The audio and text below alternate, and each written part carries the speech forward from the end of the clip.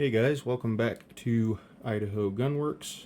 I apologize for not having any videos out for a while. It's been hectic with everybody working and just trying to find time to have camera guys, because going out and doing reviews by myself just doesn't sound as fun as going out with the boys to film and shoot and have fun. But yeah, different video today. I'm going to be just doing a custom build that I kind of wanted to show off. It's my first one. Everybody knows, obviously, I'm a collector, and I didn't have an AR-9 in my collection. Some people think they might be kind of cringy or like useless, but as a collector, I don't really care. I have plenty of guns that are cringy and useless. So I just wanted to build something a little bit more interesting that I don't have in my collection so far, and so I ordered all the parts, got everything in, did the changes I needed to on some of the parts to make stuff work. So yeah, also I was thinking of doing a couple like slightly different videos as well.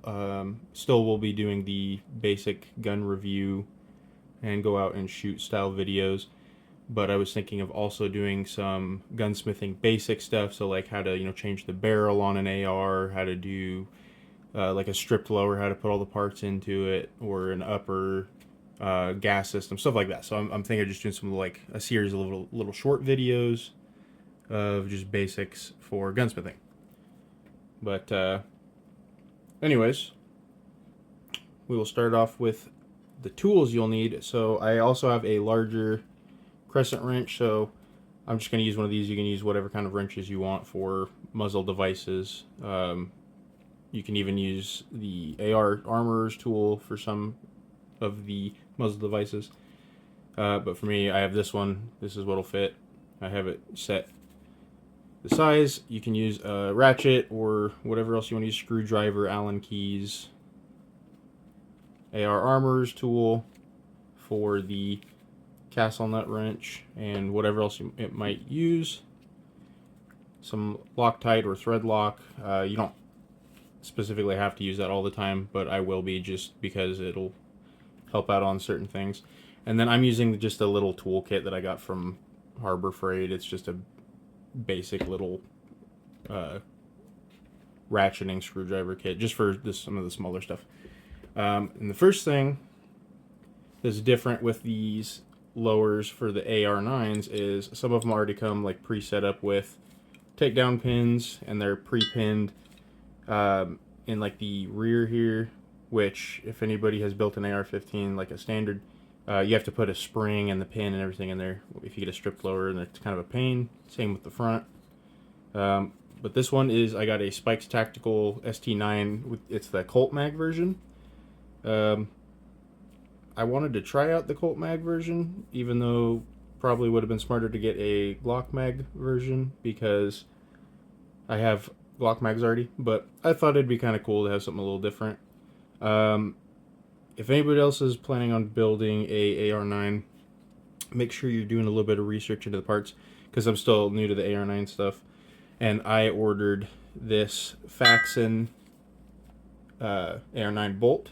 Well, I guess it says, after I ordered it, I didn't realize it said not compatible with the Colt Mag lower Spikes Tactical lowers, and you have to do some modifications. So people would modify the wings on it to trim it or bend the ejector, stuff like that, which it worked for me. I think it's the upgraded wings on the feed ramp, and I got it to where I kind of tested it around, and it worked. But this is a Faxon AR-9 bolt, and it's got set up for Colt and Glock style magazines. I did do the adjustment in there, so the weight, like change the weight a little bit. I don't think YouTube will be happy about talking about what that all is for. I will be putting a AS Designs arc fire in it. Also a Dai Frico Kung Fu grip. So both of those items are thank you to Jerry Curled on X, the homie. He was giving me some ideas on SSs to get. And so I got a couple of them, and I tested one out on a 5.56, and it worked great. So I was like, I want to build one on an AR-9. So you do have to do mainly just AR-9 bolts, the modification for that, which I won't show putting that in. I won't show like a brace. I won't show like modification, stuff like that, because that's a no-no. But I will show off the main basics of like putting the AR-9 together itself. And yeah, we'll kind of just go from there. Alright, so first I think what I will start with is the lower. It's already got the magazine release, extractor, and the bolt release set up. So all it needs is the safety and the trigger, which I won't show putting those in. I'll save that for something else. But I will show putting the grip on, and then what you'll need here. And anybody, I don't know if anybody watches the channel that's not familiar with building ARs. If you're not, I'll kind of show you how to do that as well. So what you'll need is a stripped lower. A lot of people just buy complete lowers. Nothing wrong with that. But I personally just buy all stripped lowers because I like building stuff myself. So what you'll need for a lower is, of course, the lower itself. You'll need a buffer tube, any kind of buffer assembly. And then you will need a buffer weight, buffer spring, a buffer retention pin and spring, and then you will need, you can get these rings here that have like QD mounts for slings or rings for slings and stuff like that. I'm not going to put one on this because the brace it has already has a QD mount. And then you need a castle nut. So the similarity between the AR-9 and the AR-15 is these parts. It's the same on all of them, unless you do specific stocks or braces that don't have that. And so what you want to do is you take your buffer tube, and the castle nut will go on the outside, and then make sure you have the part here that's the ring side castle going towards the back. And then I'm going to do just basic build, putting it together. I'm not gonna like Loctite anything or torque it down. This is just showing the build, and then I'll go back and do all that later. And then you take the retention little ring here. I can't remember the exact name of these things, but it's just the little like spacer ring. Put that on there. And then you'll want to set your castle nut as far back as it'll go, just so you have enough room. And then the buffer tube will just thread into the back of the lower. And make sure when you are threading it in, you are not going too far to where it's sticking past the lower, because then the upper will not close on it.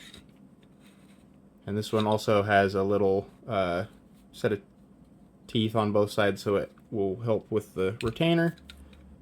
So I will set it about here, and then put in the retainer. So you'll want to do, you want it back far enough to where you can press it in. So it's just spring and then retainer on top. And so you'll want it open enough. Let me thread it back out a little. That way you can press that in and then hold it down.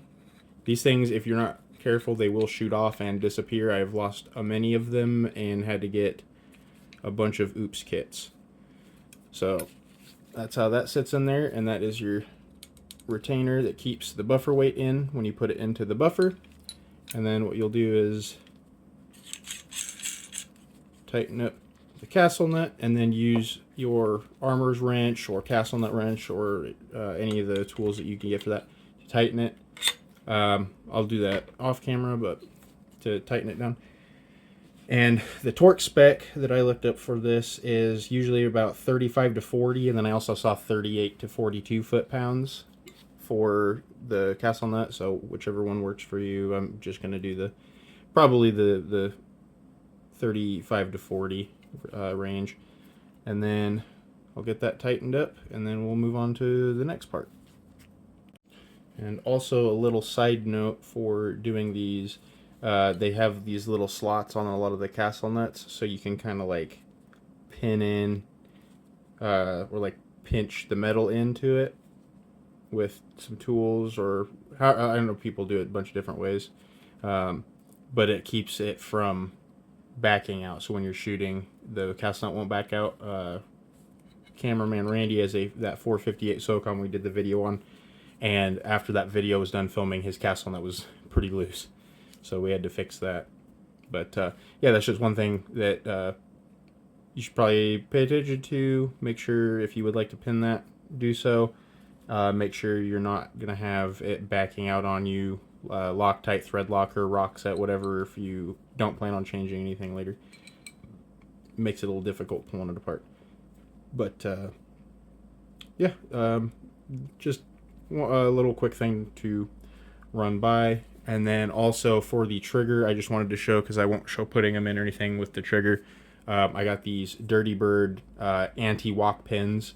And so with running a Arcfire or Atreus or any rare greed, you'll want anti-walk pins for the triggers usually, because it rattles the pins loose if you just have the standard ones. And so if you don't put the anti-walk in here or some kind of retaining pins, the standard ones do have the possibility of kind of coming loose.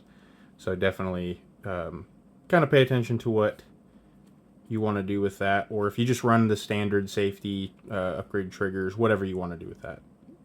You just want to make sure that it's going to be a part that will function correctly. Another thing with these spike slurs is sometimes the feed ramps can kind of walk loose, so it's always good to, from what I talked to some people about, you can pull the pin in the front over, and there is a spot in the front for the screw for it, and then you can pull that out and put in some thread lock or anti-seize lock, and or no, sorry, not anti-seize, but just your thread lock or any of this kind of stuff to keep that from getting loose is another thing you can do there. And then I'll get the trigger and safety put in, and then we'll go to the grip. All right, so I got the trigger and the safety put into the lower. So the next part we got to do is the detent, so the safety will work and not be flopping around. So we'll just set it to the safe position. And you take the detent and just pointy side down into the little hole there next to, sorry if the lighting's not great, I don't have much lighting set up in here yet, but drop the detent in there, and then you take your grip and you take the grip spring, and it goes in the little hole there in the grip. So you want to hold that on there, and then you want it to sit in that hole where the detent goes in. And I'll just press it down a little bit, and then take your screw and thread it in where your grip screw goes into the lower. This might take a second because sometimes it's hard to line up, and then these Difricos are a little stiff sometimes, so I'll just skip this part and I'll show moving on to the next. Alright, so we got the grip installed with the detent and the spring, so now the safety should work. We'll test it. Cool. Awesome. So that is the grip install. And so then the next part, also real quick, every grip is going to be different with the screw you use. Some will be flathead, some will be Allen, some will be Torx head. This one was a number 4 Allen or a 5/32 for standard. And then the next part is spring. So we got a Springco Blue Enhanced Carbine Spring. So that you just pop right in to the buffer tube. And then the buffer weight, I did the extended. So a lot of the AR-9 buffer weights, if you use the carbine tubes, are slightly too short. So a lot of people use little spacers or quarters. This is the extended, so you don't have to use a spacer. And this is a Kaw Valley 10-ounce buffer. So if you're running the AR-9s, you want a dead blow. So if you don't know what dead blow is, real quick, actually, it rattles. The weights in it aren't fixed, so that way when the bolt goes forward, since these are direct blowback and there's no gas system on them, you don't want to have no weight pushing the bolt all the way forward, because if you don't, it can cause out of battery charge your discharges, which is not very good. And so you just take your spring and your bolt or your buffer weight and you pop it down into the buffer tube. Might have to use a screwdriver or something on the detent there sometimes, but yeah, if you just kind of push it down, press it, it'll fit. And so you want more weight with these, so nice carbine spring, good weight, buffer weight, and then the weight in the bolt itself, you want a good amount of weight in there just to make sure, because this doesn't lock into lugs like a standard AR-15. So if it's not fully in battery, you can have rounds just blowing up on you, and that's not going to be fun for anybody. So I believe that is it for the lower. Everything else is already put on it, so I don't have to worry about installing anything. So I think we will move on to the upper receiver. Alrighty. So for the upper receiver, I just got it was on sale, so I bought this one. It's just an Expo Arms AR-9 upper, so no dust cover, no forward assist, anything like that. It's just a little basic one. I did have to, for the Colt style magazines, trim the inside just a teeny tiny bit, so it's not gonna like affect anything. It was just tiny bit of like cleanup just for the magazines, so that they would fit all the way in when I did the test fitting. You can use, for the AR-9s, you can use standard AR-15 uppers. Charging handles, everything works the same. For most, there are dedicated ones out there, like even the Spikes Tactical Lower, like I got. You can get the dedicated bolt for that. But for this one, I just went basic, nothing fancy with it. Standard, just AR-15 standard charging handle. And then I did, like I already showed, the Faxon bolt. And then I went with the 8-inch or 8.3-inch Ballistic Advantage. I think it's the EP9 barrel. They have the like pencil style, the Hansen, and I just did the straight because they had a sale on these as well. It's just a little 1-to-10 twist, 9mm barrel. It's the like enhanced feeding. So I've heard good things about these barrels, so that's just what I went with, because obviously if it's got a decent review, probably will work for me fine. And so you just take your barrel. Some people lube the inside. I already did that for the test fit, so it's got a little bit of lube already on it. But you have that little pin there. You make sure it pops into that spot in the upper. Also, with this being a AR-9 like dedicated upper, where the gas tube would go on a standard AR, that's sealed, so it's just a little hole on there, but it's closed up. And then I'll probably end up getting a different handguard later on. For now, I just have this little Matrix Arms one I had in a box. It's just a little, I think it's like a 7 or 8-inch Matrix Arms one. And then I have this little Kratos hand stop, which I actually really like this thing. It's kind of an interesting feel to it. It's like that meat tenderizer. But I like it. And this is just a little basic slip it on and then 3 screws to tighten it down. So it's basic.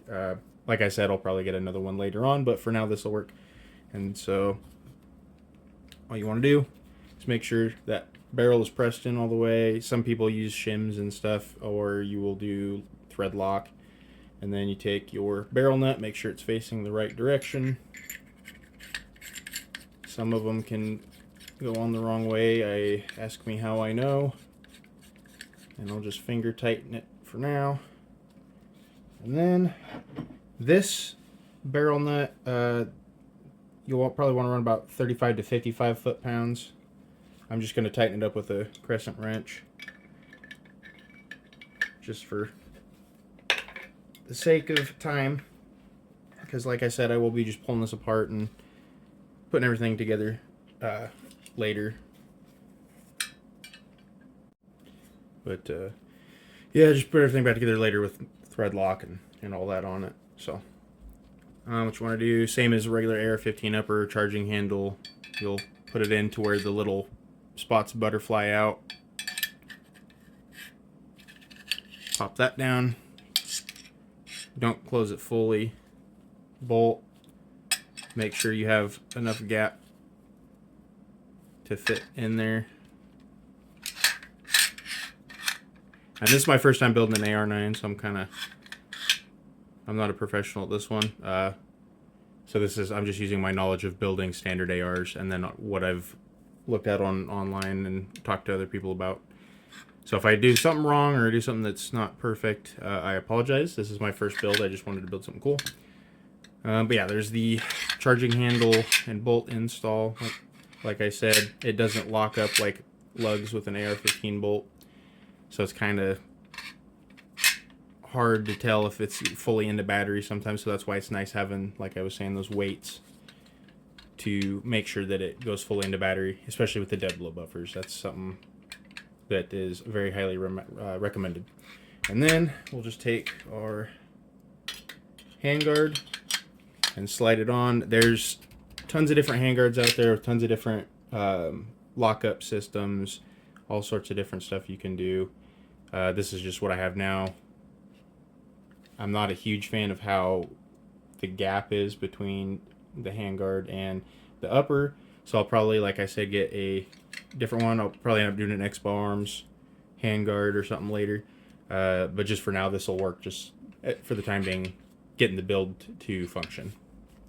And then let's get the screws on. All right. So for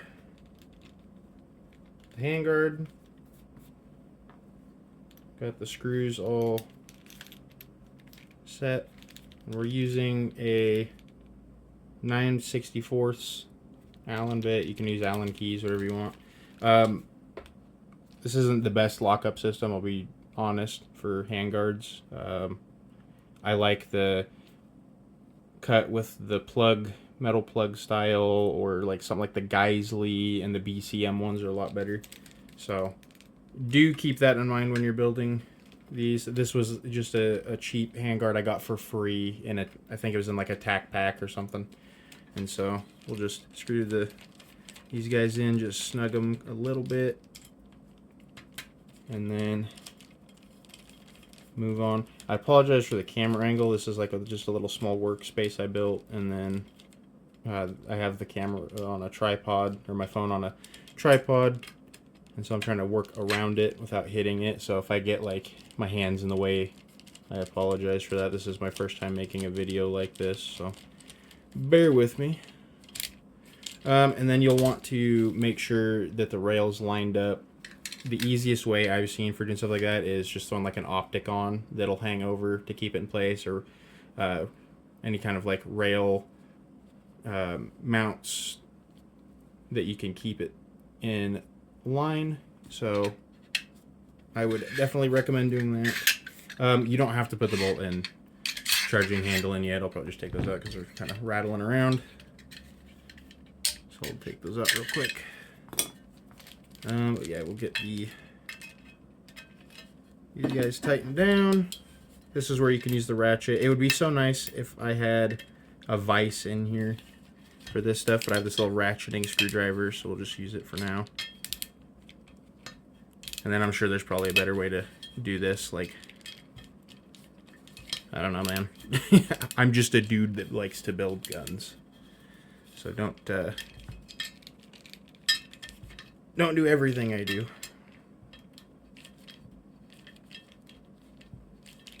Alright. So that's pretty tight. Alright, and then make sure it's still lined up. And there we go.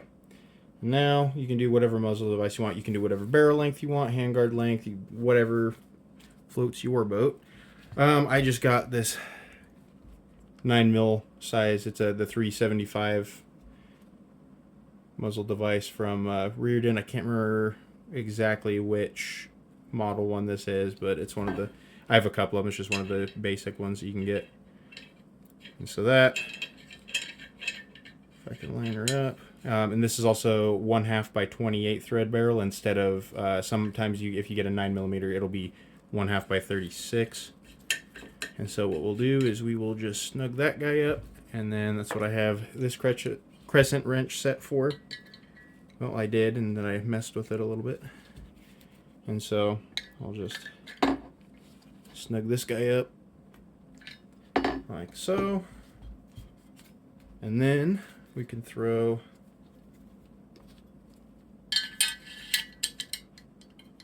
the charging handle and the bolt back in it. And lock it up. And there is the upper. So what we'll do here is take the lower, make sure that the SS is facing forward so it doesn't break it, and then we'll put the front takedown pin, pop that guy in, gently fold that down, close her up, put in the rear, and then we can do like a little function test just to make sure everything's running right. So, okay. And then bolt and everything's racking fine. We'll try, let's do the bolt release. So charge it back. And it'll be easier if I do it like this. You know, that offhand is weird. Okay, so hold that down or put an empty mag in it. And then bolt release works. Drop it. That works. And then we'll do like a little test fire. So safety's on, not firing. Put it on, fire.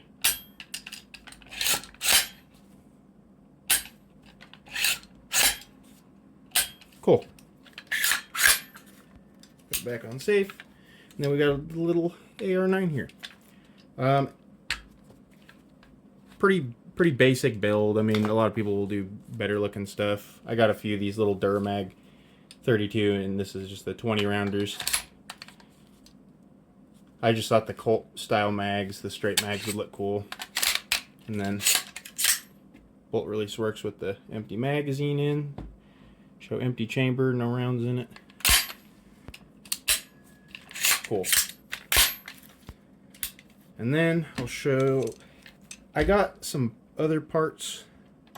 So I have this for the optic. I decided you can do whatever optic you want, red dots, scopes. Hell, you could put a LPVO on it if you want, just iron sights. I got just a riser with a Viridian RFX 35, just a green dot. Thought it looked kind of cool, so throw that on there. I got a little rail extension that kind of pulls the rail out a little bit further. And I'm going to try out one of these little Braun Harbor Freight TLR1 HL clones, which so far I like it. This is the newer version they just came out with, where it's got like a textured head on it, and it's got these like ribs cut into it, so it's kind of interesting. But yeah, we'll throw that on real quick, and then I'll show kind of the finished product, because I think most of those modifications YouTube does not like people showing. Alright guys, here is the final product. Turned out pretty good.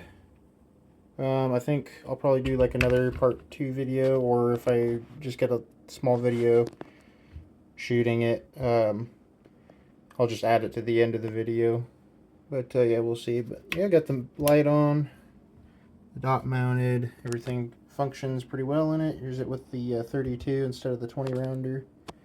And now it has a little spot on the workbench. So appreciate you guys helping me build this thing and watching the videos. Sorry I haven't put anything out for a while. But yeah, we'll try to get some more stuff out. Maybe I'm working on doing like a little video of a bunch of different random things out shooting and stuff like that, and then we'll keep doing the gun reviews and stuff. So appreciate you guys checking the videos out and subscribing, liking the videos. It makes me feel good. And I like getting stuff out there so people can watch something, even though it's not the most interesting thing. But I don't run around out in the wilderness like Grand Thumb with guns that I could never afford. But you know, just for some basic budget stuff, because this, I think in total with the SS was about $250, but in total this thing cost around probably about $550 to $600 with like the parts that were on sale. So maybe even less than that. But just for something that's a budget build, budget friendly, I like to build stuff like that to kind of help people out, because a lot of people can't afford to buy, you know, $3,000-$4,000 guns every other week. So something that you can spend a few weeks saving up for and then building. That's what I've done, so that's what I want to show people, so that other people that are in the same boat as me kind of have an idea of what they can do.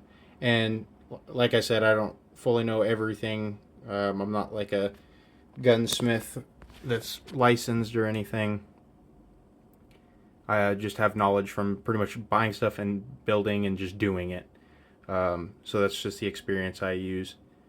But if people like the builds that I do, or want to build something similar or even different, I should encourage everybody to go out and build what they want, do what they want, and build cool stuff. And I don't think AR-9s are useless. I don't think Colt Mag AR-9s are useless. I think they're pretty cool aesthetically, even though AKV Mag ones or Scorpion Mag ones or Glock Mag ones are probably a little bit more practical. I think the vibes is just cool.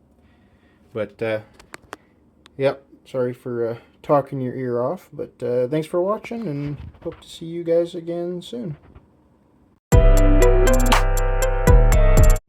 Also, just a quick side note for these things. Make sure you do your research when you're getting the lowers, the uppers. If you do the standard lower or upper, whatever, it doesn't matter. But if you're doing like Glock or Colt lower, when you get your bolt, don't do what I did and just buy the first one that says is good, because it isn't compatible with the spikes lower. So to avoid having to do any kind of modifications, then make sure you're getting compatible bolts for your, you know, upper, lower, and the mag style you are wanting to go with. So just figured I'd throw that in there, just so you don't have to do what I did, and make sure you don't have to do a bunch of modifications, because that's a pain in the butt. Yeah, anyways, thank you for watching the goofy videos that I make, and I hope you have a good rest of your day.